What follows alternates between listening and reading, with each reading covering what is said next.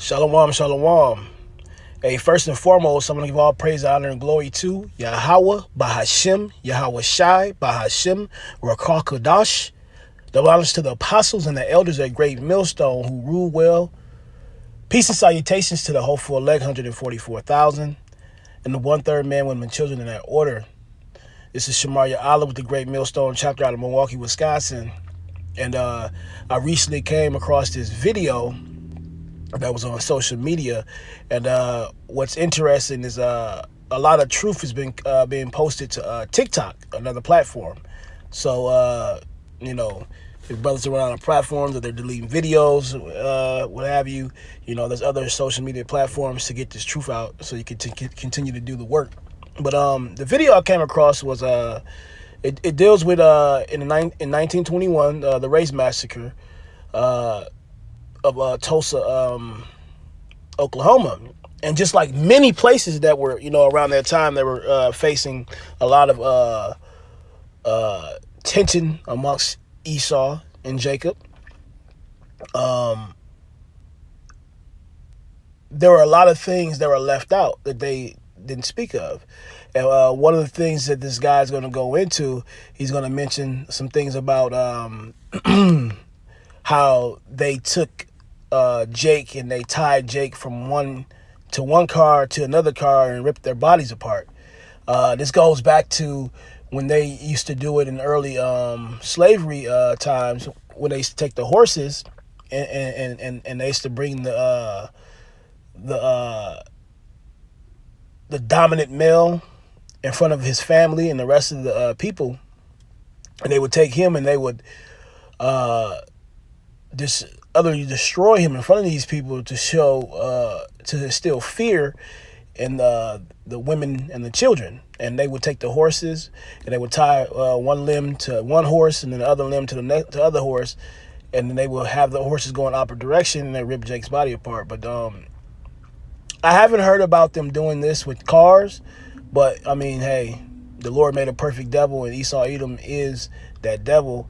And this is another just more updates on the heinous acts that Esau has done to Jake over these years.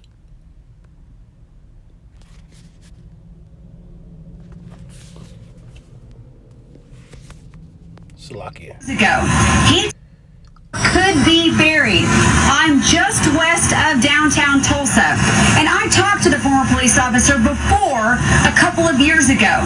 He told me he knew he was near the location then, but now that he's been able to see this area from above, he's convinced this is it. When we talked last time, I remember you said, I'm not sure we're in the right place. I feel like we're close. It's somewhere in this area.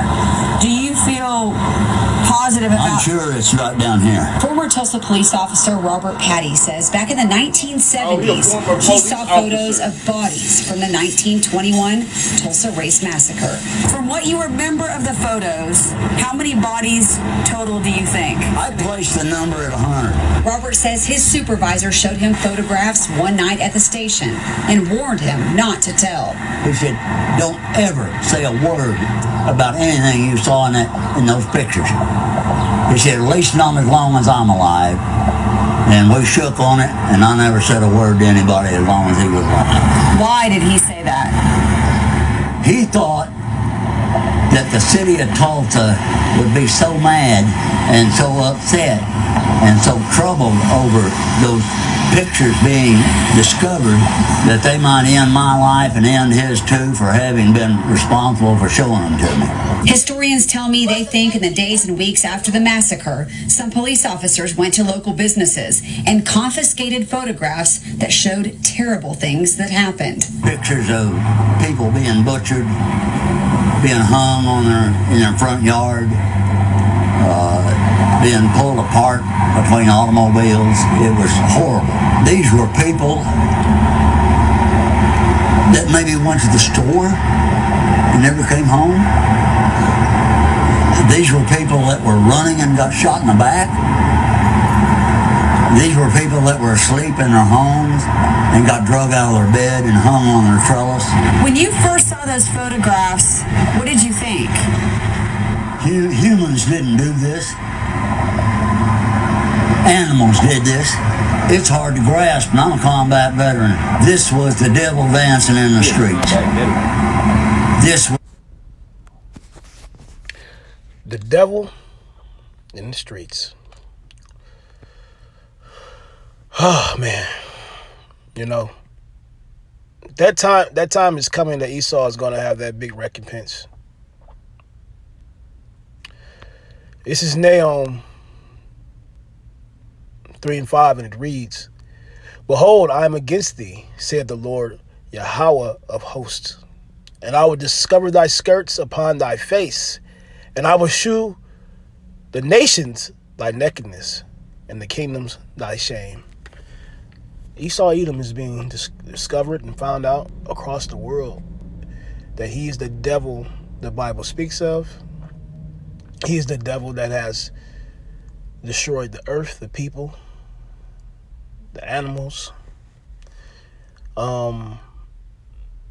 Esau, all his heinous acts that he's done over these years are being brought to the forefront. And even by so-called white men. And, you know, you never know through the spirit, you know, they might not be. And that's probably another good reason why they're, you know, bringing out this, these injustices and these heinous acts committed by Esau. Scriptures do say their tongues shall fall upon themselves, roughly paraphrasing. So, with that being said, that time is now that Esau is being discovered for the devil that he truly is. This is a future prophecy, and we are patiently waiting for Yahweh Hashem Yahushai to revenge us, to avenge and take us away from this hellhole of a place,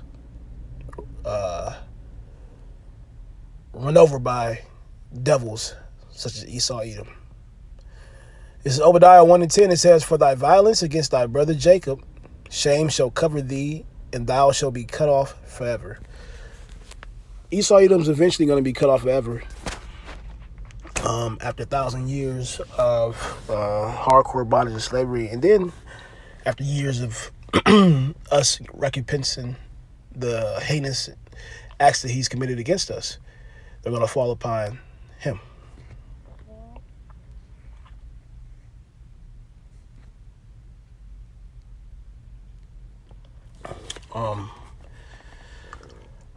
Man, you know.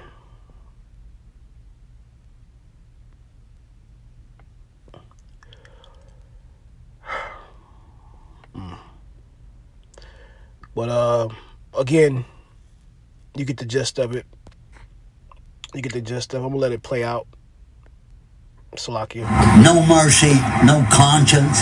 It's haunted me for half a century. Robert says another packet of photos showed a trench dug that he thinks was right here and piles of bodies. Tell me what you saw in those photos. They were dumping bodies down the hill, and there was pictures of men pushing these bodies in wheelbarrows over the railroad tracks. They were also people shoveling quicklime into the ditch. They were dumping the